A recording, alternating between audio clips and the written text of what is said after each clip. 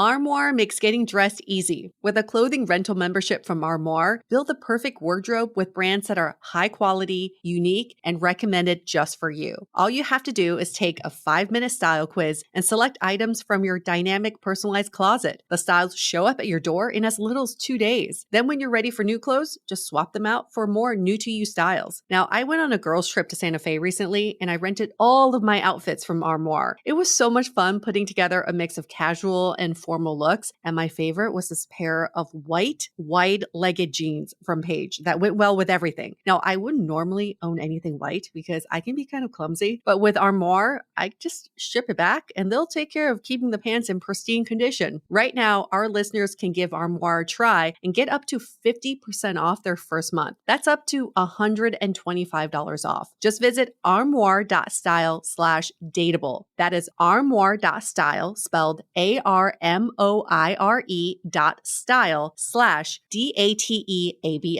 to get up to 50% off your first month and never worry about what to wear again. Try Armoire today. Could your daily routine be full of hormone disruptors? There are more than 1,000 hormone disruptors living rent-free in our environment right now. In our food, our water, the air we breathe, the clothes we wear, our skincare, they all mess with our hormones. The good news is we don't have to suffer through it anymore because now we have Hormone Harmony, a formula made only with herbal ingredients that are shown to reduce hormonal symptoms of women of all ages. Since I've been using Hormone Harmony, I have felt more balanced, and other women feel the same way. The biggest benefit, they say, is feeling like myself again. That's what women mention over and over in their reviews, and there are over 30,000 reviews for Hormone Harmony. For a limited time, you can get 15% off your entire first order at happymammoth.com. Just use the code DATEABLE at checkout. That's happymammoth.com and use the code DATEABLE for 15% off today.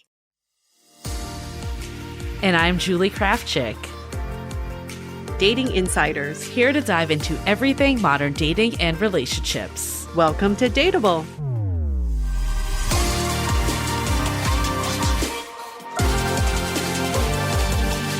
Welcome back to Brunch Talk, our dateable friends, where we answer your burning dating questions and shoot the shit. Dish, dish, dish. Here we go. We never did get brunch when you were in LA, sadly. I was thinking about that. I was re-listening to a Brunch Talk we aired a couple weeks ago where we were talking about what we're going to do. And you're like, there's this great shakshuka place that's right near the bookstore we're going to. We just had so much going on. And it was pouring. It was. It was nonstop raining for 2 days. Not really brunch weather, I would say. But we had great sushi with your cousin and her boyfriend. Yeah, I was going to say we had some legit sushi. That was so good. Yes. I like thinking about every day that roll, that shrimp roll.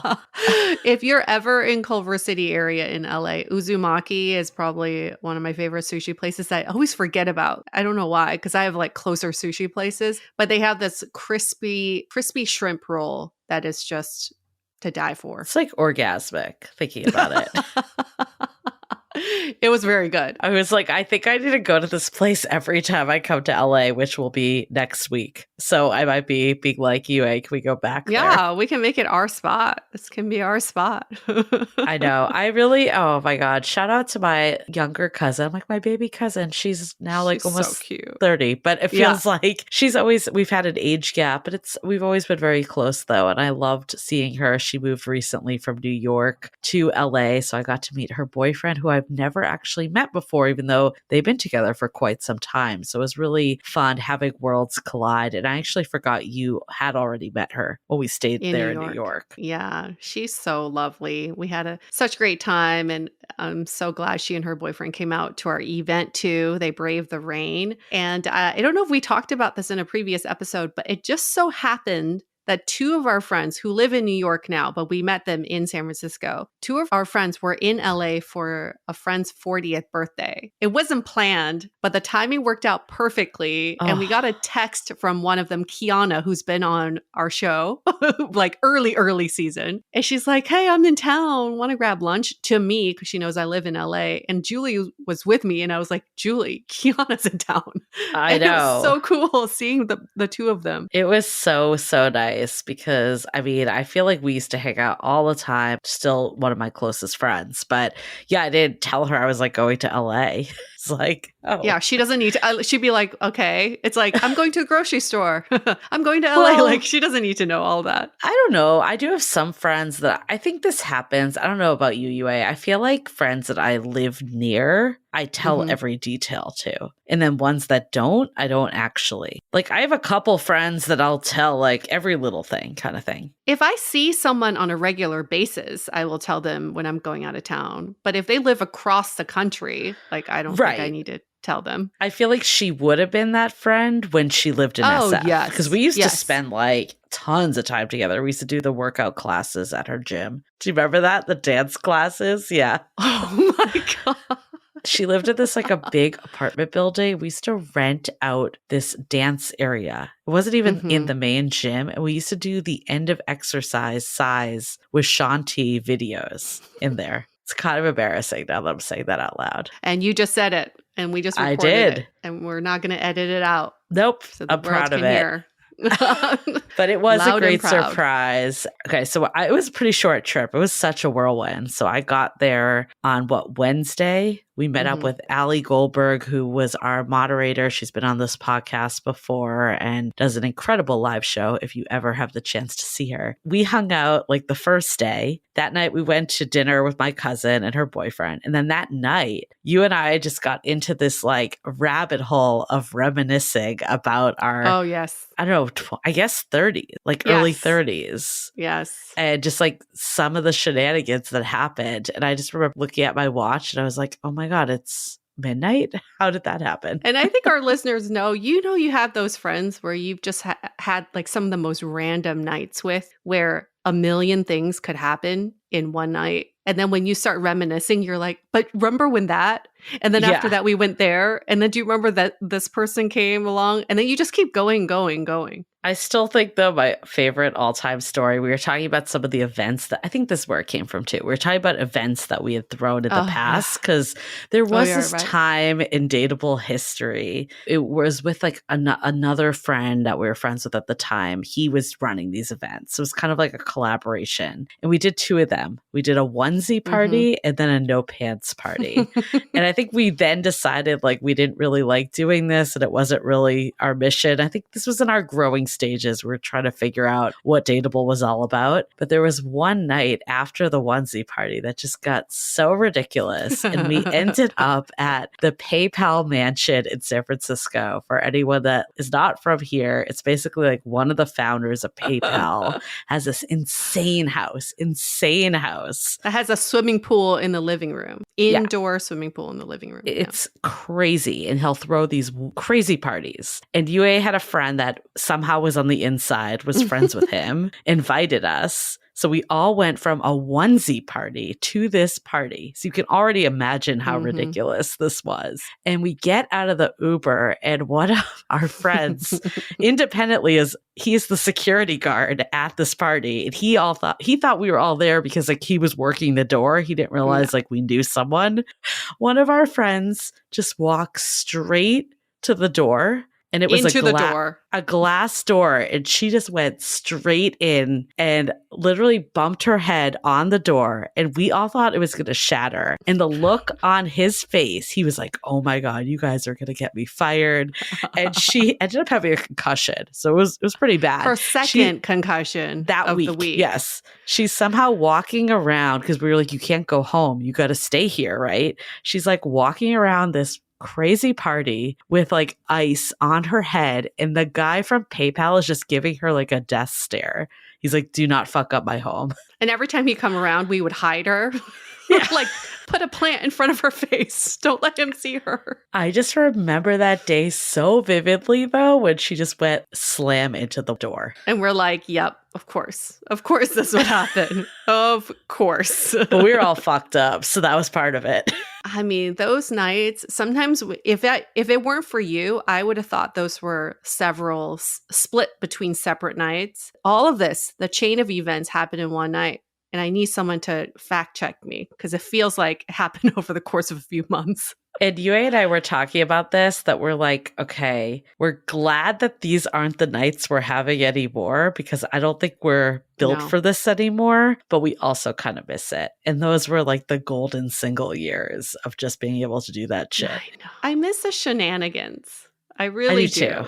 And just the random people that would come along for the ride. We never did any of this to meet somebody. It wasn't like, oh, maybe some cute guys are going to show up. It was like, let's just have a good time. And a lot of time we would just end up meeting really random people. Yeah. I mean, I think that's one of the best parts of a city like San Francisco. And other cities, I'm sure, have this too, but just like the communal aspect and how you kind of like run with similar crowds and then they are all intertwined. I feel like I live in San Francisco, but I don't really experience that as much anymore just because of the stage of life I'm in. Yeah, we got to grow into this next stage. But you never know. Maybe in our 50s, we're going to get our mojo back and start doing parties again. In a previous lifetime in New York, I used to throw parties when I had my single-fied brand. And these were legit singles parties where people would get shit-faced. And I threw a no pants party that got a little too wild. So I thought I would bring that to San Francisco, but that was another season of my life. These parties were a little different. So now I'm wondering my next season of parties, what that would look like. I think we can still do it. I think you should have another no pants party. Yeah. Is that what you're saying here? Adult diapers only. Adult diapers only. Throwback to anyone that knows the diaper fetish episodes. Incontinence. Yeah. Incontinence party. Anyways, it's been a wild couple weeks, that's for sure. It's been really nice, though, just seeing you and just reconnecting. And again, the whole event that we did in LA just felt so communal. And I miss that. And I'm glad that we're going to have that, you know, in other cities as well. Right. We had some little Q&A at the end. If you've been to any of our book events, we always save time for Q&A. And these were some really well thought out questions. And one of them that stuck out for me was, what are you most optimistic about and least optimistic about for the future of dating? Yeah. So I said I'm most optimistic about people's need for connection, especially in communities and searching for community. And I gave our book event as an example, as people coming out in the middle of pouring rain to seek out this community for the night. I wish, though, for the, I guess, what makes me least optimistic is that on the flip side of what you said, of some people coming out and seeking out community, it's getting easier and easier to just do nothing. And like we talked to actually Dr. Lori Santos that we'll have in a couple weeks. She does like the happiness lab for anyone that's unfamiliar with her work. She's incredible. And she was talking about how like Gen Z are lonelier than ever. They spend more time in front of screens instead of connecting to other humans. And to me, that is, I think, the scariest outcome, is that's just easier to do nothing than to put yourself out there.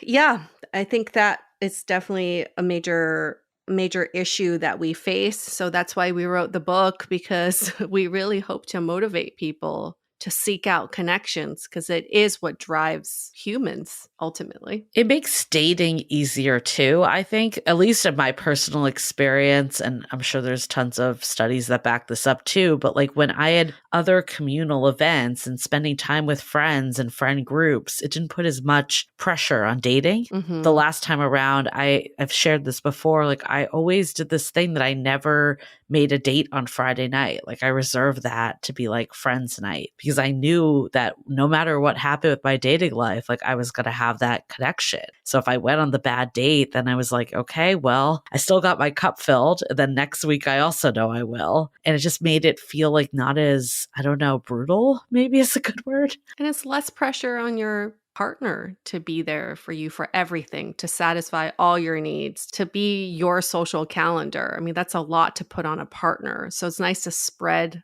the wealth, if you will, amongst your community. And this is why if you are in our Facebook community, Big Dateable Energy, you'll see that we're driving people to your local groups. So if you live in a certain city, there may be some other people, other dateable listeners in your city. And we're really encouraging people to meet up, because now's the time. Let's get that FaceTime with each other. I guess good news, bad news is we had this experiment that we were trying called Dateable Day. We were trying to get all the different cities to do a meetup on the same day. And that felt kind of impossible. Actually, Seattle was ready to go and then they got a snowstorm. So like there were a bunch of like stuff that came in and I think it's okay. It was a learning experience. But what it did was it got the group starting to form and now there's more time to get together. So now it's just becoming dateable next few months. Get together at your leisure. Find a time that works for you. But I agree. We need to get more and more people connecting. Yeah, it's a dateable year. Dateable year. Anytime. Yeah. The year Anytime of dateable. this year. Yeah. I want to talk about actually another really fun convo you and I got into while we were together that I think people will really resonate with. But before we do, let's take a break to hear from some of our sponsors. Let's be honest, we all stress about our relationships sometimes, right? But what if those thoughts take over your life and you feel this deep need to do something about them? Maybe this drives you to constantly check for signs that your relationship's okay, ask for reassurance from your partner or loved ones, or compare your relationship to others. These can be signs of relationship OCD, a type of obsessive compulsive disorder that focuses on your relationships. Now, not every therapist understands OCD or is qualified to treat it effectively, which can make it difficult to find the right kind of help. And that's where NoCD comes in. With NoCD, you can do virtual therapy with a licensed therapist who specializes in treating all types of OCD. They can teach you how to set those fears and doubts aside so that you can enjoy your relationship and your life. To find out more about therapy with NoCD, go to nocd.com and book a free 15-minute call with their team. That's nocd.com to learn more and book a free call. Trust me, it's worth your time to talk to someone who can uncover what's really going on and help you get your life back. Ladies and gentlemen, we are now boarding Group A. Please have your boarding passes ready to scan. If your phone is cracked, old, or was chewed up by your Chihuahua travel companion, please refrain from holding up the line. Instead, go to Verizon and trade in any phone in any condition from one of their top brands for the new Samsung Galaxy S25 Plus with Galaxy AI and a watch and tab on any plan. Only on Verizon. With new line on My Plan. Service plan required for watch and tab. Additional terms apply. See Verizon.com for details. All you homeowners have unique needs. Some feel the need to leave up holiday decorations year-round. Others have the need to use their garage as practice space for their new metal band. And because each homeowner has unique needs, Geico helps you get the right coverage for your home and what's in it. That way, you get exactly what's right for you, even if your needs are unique. Get more with Geico. So when we were down in LA, we were talking about the taxi cab theory, which is one of our favorite topics, and thought maybe like we can keep having this convo on Brunch Talk because I think a lot of people really resonate with this topic and have a lot of opinions on this topic. And it's a question we get all the time. Like, if someone's ready, are they ready? And is it just the next person they see? Get them in the cab and just keep driving. The taxi cab theory came out of Sex and the City. Yep. Is that where Sex it and the City. originated? Yep. That episode was specifically about men. When men are ready, they're like a taxi cab. When their light is on, they'll just pick up the next person. It was from an episode. I remember that Miranda had this friend coming into town and she was really excited because his light was on. And then she was getting her whole apartment redesigned for him to come. And he ended up meeting the interior decorator and then they ended up getting married. A whirlwind romance because his light was on. That's right. Of course, it's a nuanced theory, but there is some merit to that. Now I think about it more, I think it's personality specific. I see some personalities, when they have their eyes set on something, they're getting it. And then they're going to get it. They're going to accomplish it. I do think, we talk about this in the book too, is like when you have clarity of what you want, like not just generic clarity, like I want a relationship, but real clarity where we take you through of our dating North Star exercise. I think when you have that clarity, all of a sudden that's what comes to surface. So I do think there is some merit there. And you and I were having this conversation, UA in LA, about like when people complain about dating apps, like if it's kind of like going to the grocery store. Like if you're not in the mood to shop, nothing is going to look good to you. And it's the same difference as like when you're ready to meet that person, when you're on a dating app, all of a sudden you're seeing the potential in everyone instead of how no one looks good enough. And I think the taxi cab theory is similar of when you're ready for a relationship, you start to seek out other people that are ready for a relationship and you're looking. And you're putting out the vibe that you are ready for something serious. And I hope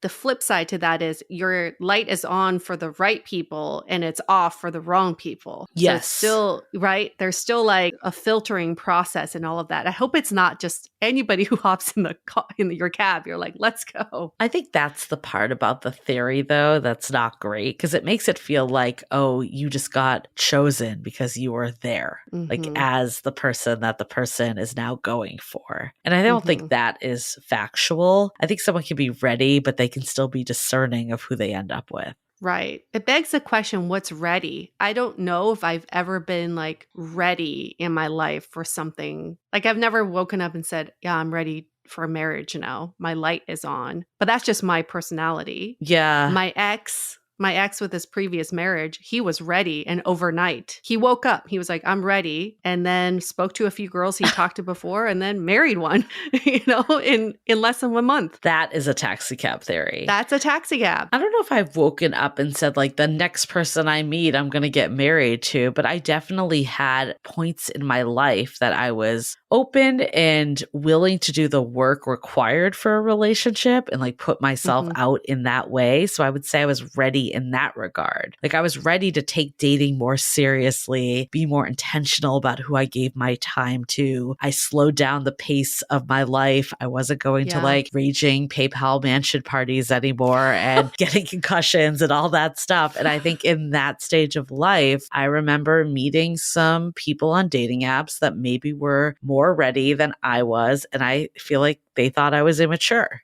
So if someone met you during that phase and said, okay, her light is not on, I'm just going to wait until her light comes on, what do you say to that? I don't think you can wait. The light might never come on for someone.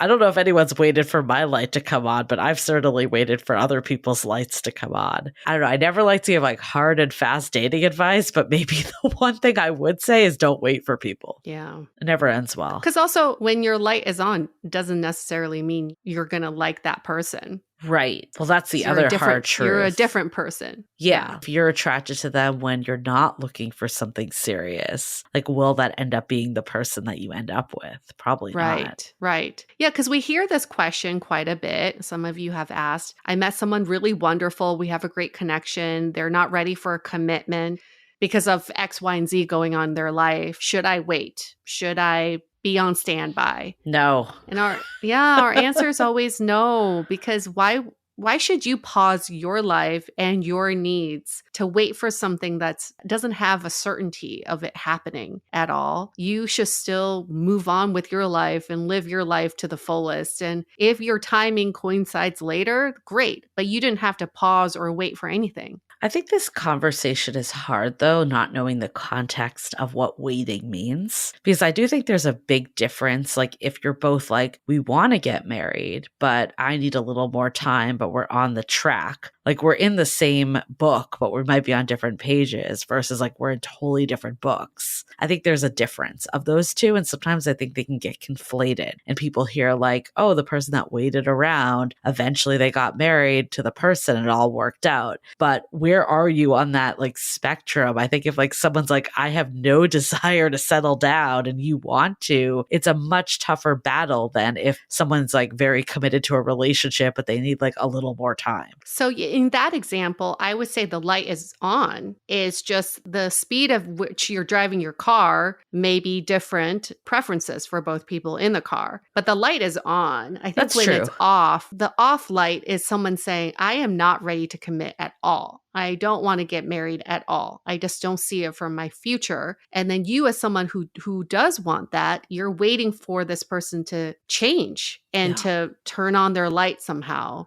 And we're saying like, that's not worth your time. No, I also can look back at like exes, like my most serious ex, like he did say he wanted to get married eventually and even talked about us getting married. But I would say his light was not on in the current actions. So it could be the extreme of I never want to do this far out in the future thing, or it could even be like I'm actually not even committed to being all in a relationship and can't do the commitment you're asking for. And I think there's different lights on, but both of them probably aren't going to end well if it's something you want more of. Yeah. So maybe I think this is where the theory does work is if you're looking for a taxi right now, you are not going to flag a taxi that doesn't have its light on. Right. You're wasting your time, like trying to convince that driver to give you a ride when they're like, I'm off duty, ma'am. I can't take you. So if you're trying to get somewhere, look for someone with a light on, right? Instead of like going in the dark and be like, which light might be on soon? Right. What I've learned from my relationship is relationships are already hard. Like there's already a lot that's difficult about a relationship, even when you have a partner that is fully committed and ready to work with you. If you add in the extra barrier that you're like convincing them to even like get there at all, it's like an uphill battle completely. And then I also feel like in those situations, I wasn't even getting like real with them because I was so focused on even just getting them to like commit to being with me in the first place. So if you are looking for something real, the life partner type of relationship, it's a lot easier to go for someone that's already there mentally and wants to do it. Yes. Who's on duty? Who's working? I don't think it's just a men thing anymore, though. I think it's universal. I think in today's world, we can't just assume that like women are always on. Of course, there's going to be some men and some women that are always on, but it's not everyone. So I remember you've like shared stories of friends of yours that have been trying to really make it work with a girl that keeps telling him like this, I don't want a relationship. To me, it's the same difference. Yeah. She buckled though. Oh, they're in a relationship? Yes. I'm still surprised. I'm in shock. Well, let's stay tuned in a couple months. Yeah, see how that goes.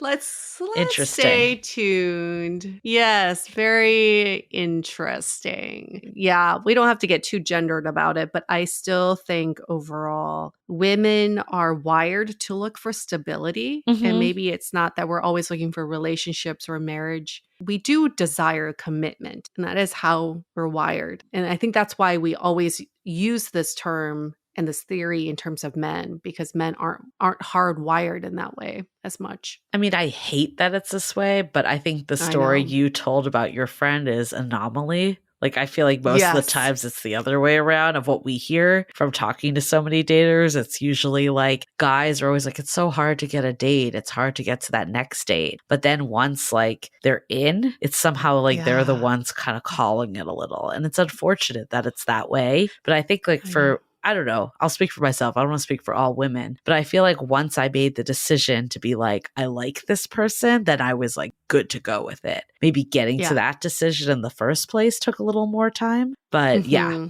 Once you're committed, you're committed. Sometimes to the wrong people. I was committed to the wrong people. You're like, oh shit, you're not going in my direction, taxi cab. I'm still here. Take me on whatever route you want. Don't recommend that. Highly not recommend. Make sure someone's going in your direction. You're going all the way down to the South Bay first before you go back to San Francisco? Oh, okay. Yeah, scenic route. If I could do anything, if I could tell my younger self anything, it would be don't do that. Don't be with the wrong people or people that clearly aren't looking for what you're looking for and try to convince them to turn on that light. It's a losing battle. What do you think is worse? Being with someone whose light is not on and you're trying to turn on their light, or being with someone whose light is on but going in a different direction? Ooh, they're both bad. Yeah. Maybe I'm biased here because this is more my own experience, but I do think it's harder to convince someone to want what you want. I think with the example that you gave of just going in different directions, it might become more apparent quicker that like you're just not meant to be. Where when one person is convincing the other and the other person maybe has a more ambiguous stance, then you think you can change them. Where if they have a hard line, then maybe it's more obvious. I don't know. What do you think? I think it's worse being with someone who doesn't have their light on because you don't move at all. Yeah. There's just in action, at least with the person going in the opposite direction or different direction. You're going somewhere, maybe not the direction you want, but at least there's movement. I think that you said it more eloquently than I did. I think that's what I was trying to get at, is that with the different direction, you'll learn quicker that it's not going to work, where the other you stay in limbo more. Yeah, that's true. Okay. Well, glad we unpacked that more. What do you all think? Do you think the taxi cab theory that was, when did Sex and the City come out? Like 2001? A million No, years it was 2005, ago. I think. Before dinosaurs. It was when I was in college. I remember watching it. I think it wrapped in 2005. Anyways, it's been 20 years ago, which is wild that we're still talking about theories from it. But I still think there isn't a show that's replaced it. Maybe younger, but not fully. No, not as deep. Younger is not as deep. Yeah. So let us know. What do you think? Taxi cab theory, yay or nay? We'll put a poll up. We're going to try one in Spotify and let us know what you think. Awesome. Well, that is it. Come out to our events if you are in any of the cities we mentioned, or request us at a city that you live in and we'll try to make something work. But, if you really want to see us, just get our book, because that is all us in there. People have said it's like, I hear your voice as I'm reading the pages, or literally if I'm listening to the audiobook. So there you go. Yes. Yeah, get that book. That is where it's at right now. howtobedateable.com is where you can find it all. And any other questions or theories you want to discuss, you can always send them to us by email, hello@dateablepodcast.com. You can DM us on Instagram @dateablepodcast, or best yet, leave us a rating and review, 5 stars, please, in Apple Podcasts. And in the body of your review, you can tell us what you want us to discuss next. Okay. Well, we'll see you next week. Bye.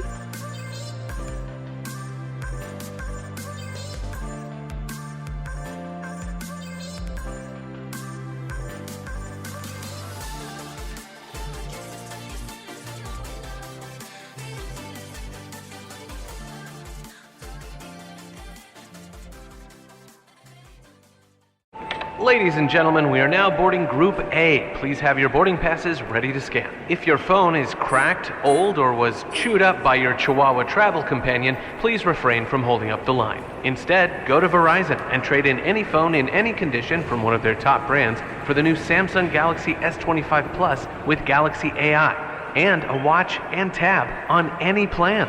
Only on Verizon.